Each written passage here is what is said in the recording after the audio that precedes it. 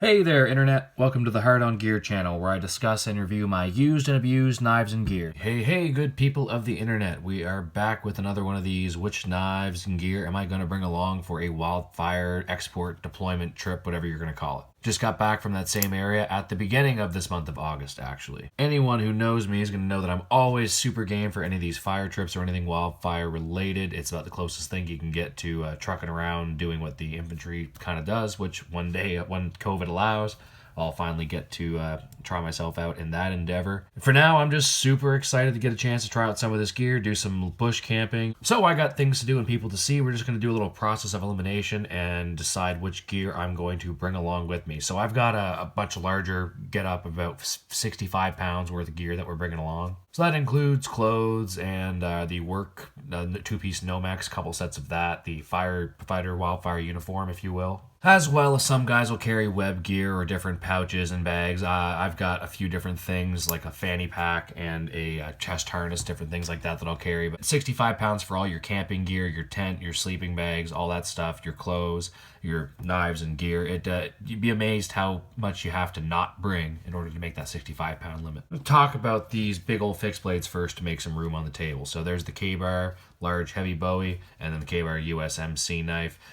Two awesome fixed blades from K-Bar. I've used both on wildfires quite a bit, used both for all kinds of crazy bush tasks. Over the years, these are my two most used fixed blades, and I've got reviews on the both of them if you want to follow the card up there, and I'm sure at the end of the video there'll be some options to follow that playlist. But since I'm not heading to British Columbia or anywhere else that has grizzlies or any large wildlife like that, very slim chance of me running into huge games. So not to say a 500-pound black bear wouldn't be a mess to tangle with, and I'd rather have something like this, but for the weight and the ease of carry and convenience and all that, I don't think I'm going to bring either of these two along. So if you watched the first volume of this video from about a month and a half ago, I mentioned that I was waiting on the SRK to show up in the mail. It's here, I've been using it, and I'm going to bring it out as promised on this next trip as my large main fixed blade.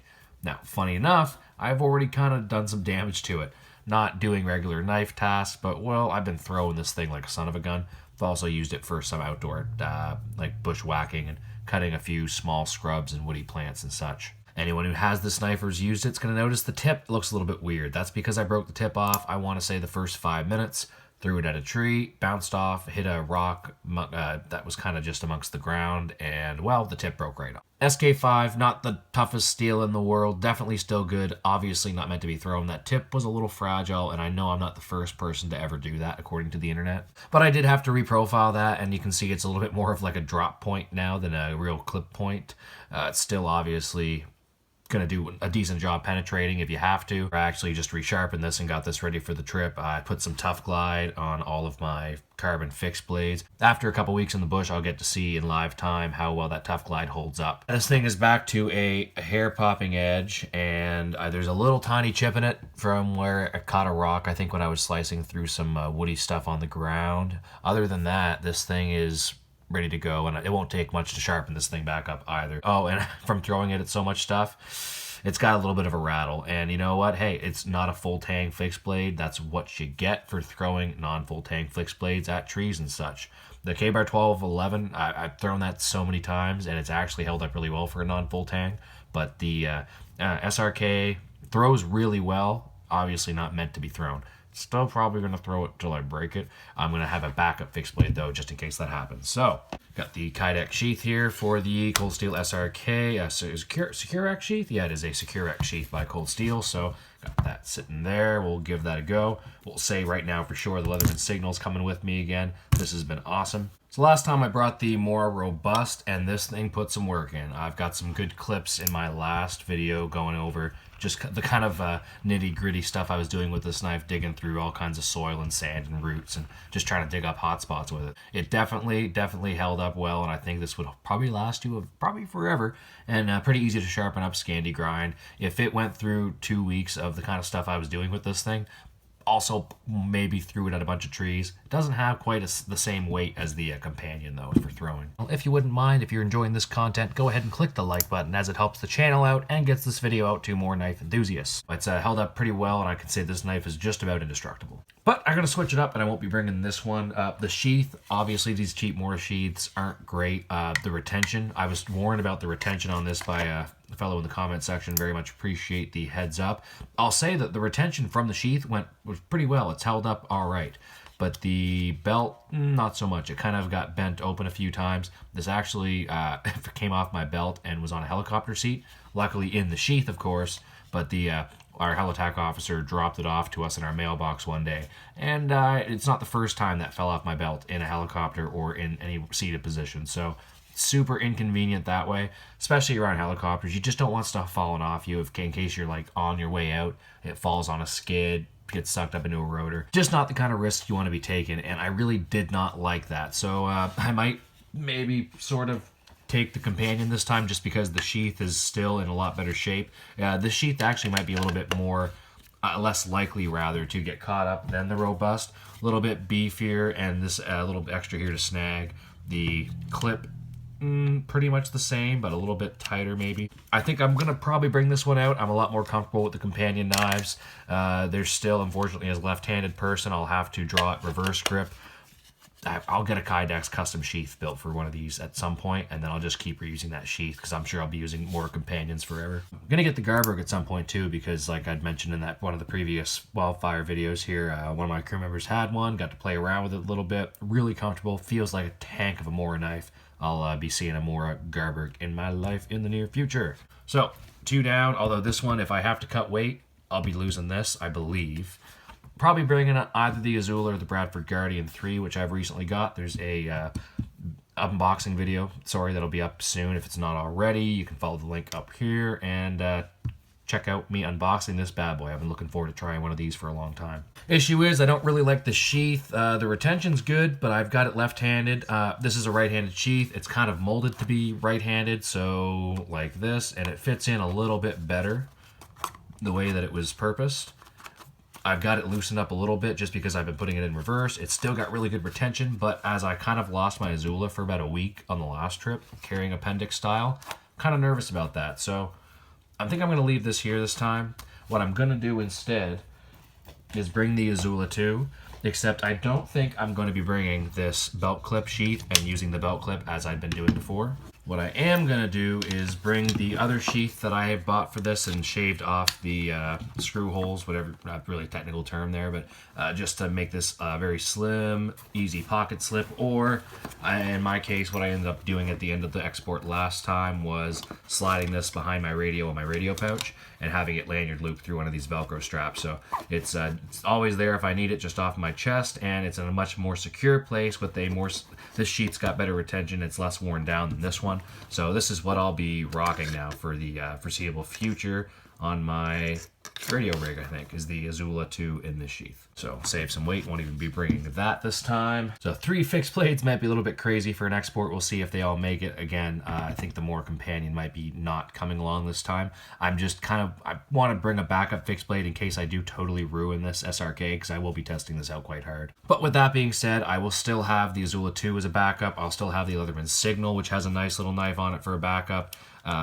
This knife was phenomenal. This multi-tool, rather, was a great addition to my fire kit, and I'd been needing to get a better multi-tool for a long time, so super happy with that. Leatherman Signal. Squirt's really nice, but I'll be throwing this in my jean pocket here for going out in a little bit here. The Squirt's fine and handy too, but it's just not quite heavy duty enough for the stuff I want to be getting into with this guy out in the bush. But I'll be sliding this in my pocket right now because I'm going to be going out soon, and that's a handy little thing to throw in the coin pocket of your pants. Also, I'll be bringing the Kershaw PT2 not multi-tool, but pry bar, little tiny keychain tool. Or sorry, this is the PT1. The PT2 is a little bit longer. I'll be getting that thing because I believe I want that for more of a better pry tool. This I'll probably throw on my keys. A little bit smaller than I thought it would be, but I'm going to bring this along, chuck it in somewhere, maybe on my backpack or something like that.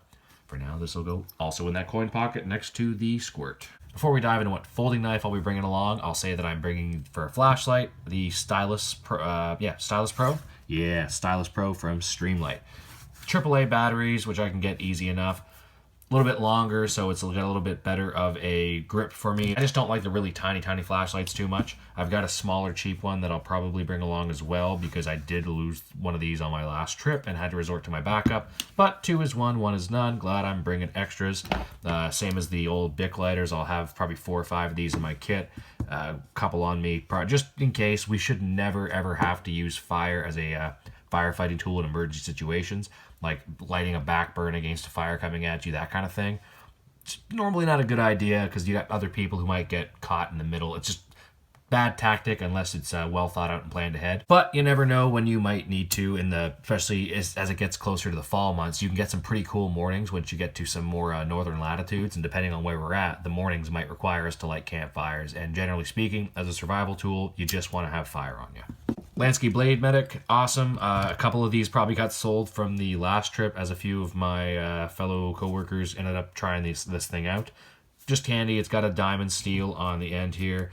Diamond rod for the sharpening, as well as the carbide, which you don't want to use too much because you can really scrape some metal off with that thing. But if you really ding up your blades, then you've got the ceramic rollers in there, and then the ceramic with the serration option here as well. If you need to sharpen serrated blades, you can use the grooves to get inside of those little narrow spot. The groove of this ceramic into the grooves of the serrations, as well as using it just regular kind of as a stone.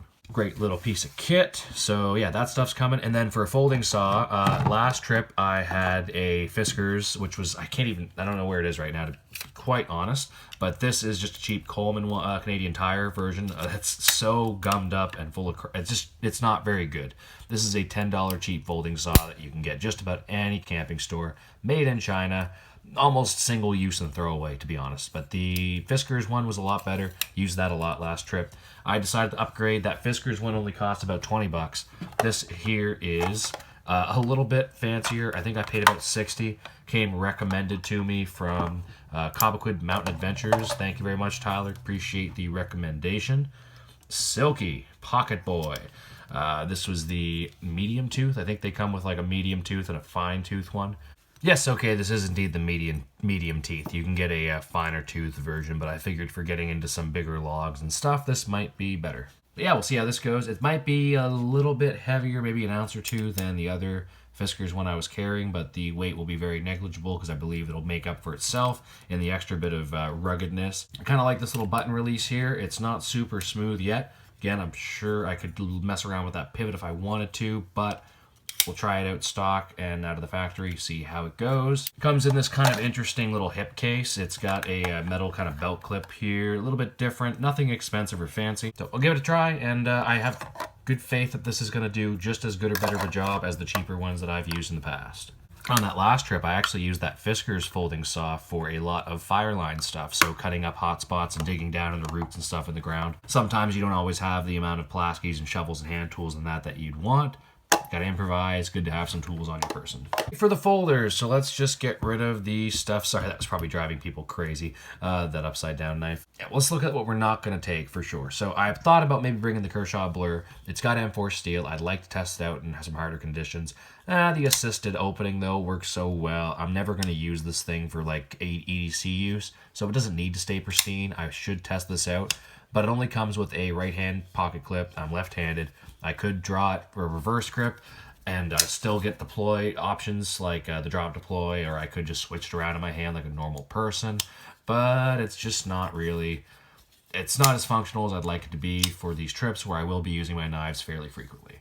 Could draw it as a right-hand knife, but just for the weight, I don't want to have an extra knife just for my right-hand pocket. I'm already going to have 3 or 4 on me. It might be a little bit too redundant for what I'm doing out there. Again, the weight restriction really being the reason why I'm not bringing like 8 different knives out with me. Recon 1, same deal. I need to get a left-hand pocket clip again for this guy. I'll be getting a new Recon 1 very soon, maybe in the next knife order here in the next month or so, or the next few weeks after this export. But the Recon 1 I used for many years on fires and forestry for all kinds of different stuff. This was my longtime 8-year user. Check out the full review for the Recon 1 up here if you want to see everything I've done with this and get a good idea of how well one of these Recon 1s with the triad lock is going to last you. This is the old OS 8 version, so they now come with S35 VN, so they're even bigger, better, and badder. Not bigger, not better and badder, probably for sure. How about the Rat? Model 1, big, bulky, not the lightest thing in the world. Compared to some of these other ones, it's brighter. The orange, which I got for this being that would be a cheap work knife, I just haven't brought myself to really carry it that much yet. Nothing wrong with it, awesome, but just vanilla. It's 60-70% awesome attributes across the board. Just doesn't scream hooray or awesome or great for anything that I'm interested in knife-wise. Rat Model 2, not my jam, just too tiny. It's too small for a knife that I'm ever going to use for almost anything. And these bloody liner locks. Liner locks as a left-handed person. Not a fan.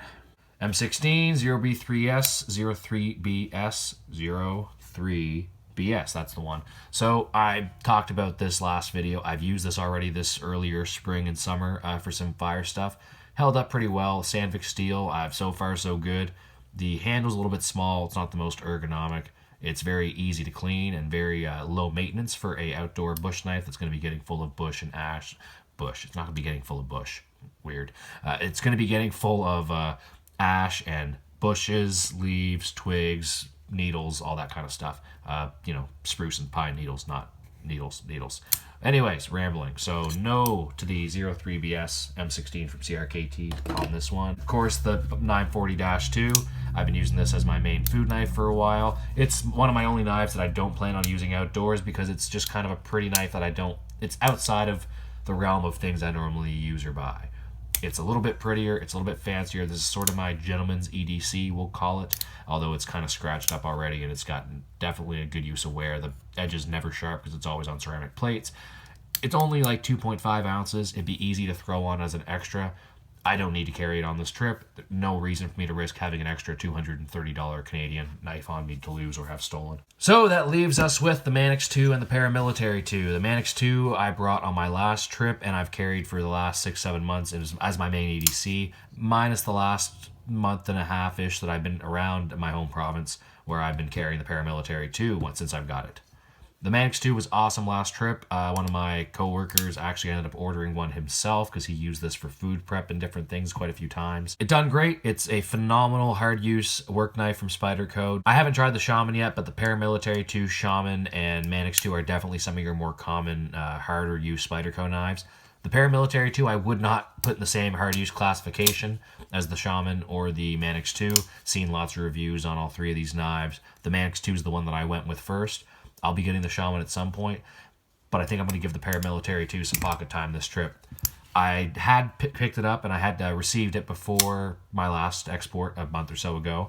I didn't want to ruin that nice, beautiful Spidey edge. It's just, it is dangerous and very, very, very, very sharp, and I did not want to spoil it right away. I wanted to enjoy it for a little bit, but I want to do a comparison between these two knives, and I've already dulled and sharpened this one at least once with a full kind of profiling of my own. When I say profiling, I mean this is now my edge on this knife. It is no longer the Spyderco edge. It is no longer nearly as sharp. So to do a comparison between these two right now would not be fair. You can see the difference in how this has now become rounded on that flat grind, and now this is still, or not now, but this is still quite shiny. So what a better way to break this sucker in than put it to the real test. The Paramilitary 2 is one of the, if not the very most popular folding knife of all time. I don't see how this is going to fail me other than perhaps if I break the tip. A lot of people have used this for a lot of hard tasks, and while I said it is not a hard user quite the same as the Manix 2 or something like the Recon 1, I think as long as I'm careful with this, and somewhat careful, I'm going to test it out, but as long as I'm using my fixed blades for the fixed blade stuff and my folding knife for the slicier stuff, I don't think I'm going to have any issues. So that's what we're looking at for the loadout for this Wildfire deployment. Only other thing I'll mention is the watch, which I did get a new, if anyone's noticed, this Casio ProTech. I might do a quick little video just talking about this thing. It won't be much for an unboxing or a first impression because I am not a watch guy. I keep it simple with my watches. This thing is a level of technology beyond what I ever thought I'd have on my wrist.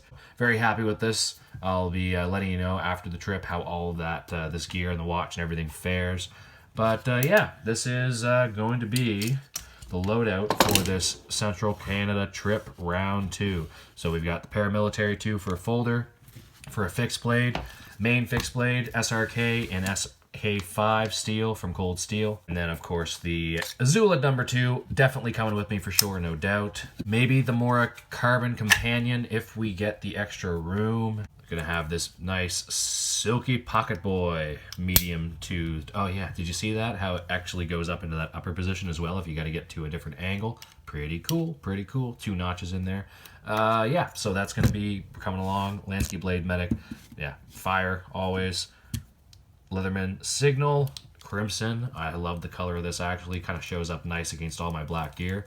But yeah, really, really handy outdoor multi-tool. And then the Streamlight Stylus Pro, along with some other cheaper lights and stuff that I'll be bringing along. So we'll see how this trip goes as far as fire activity and camp life and bears and all that kind of fun stuff. A little bit more prepared this time. I'd like to have a bigger knife still for bear attack. Shouldn't be attacked by bears. It probably won't happen. We weren't even that close to being attacked. It was definitely enough to get the hair on the back of your neck standing up, though. So I definitely will be making bear spears as soon as we land on camp, which I typically do anyways.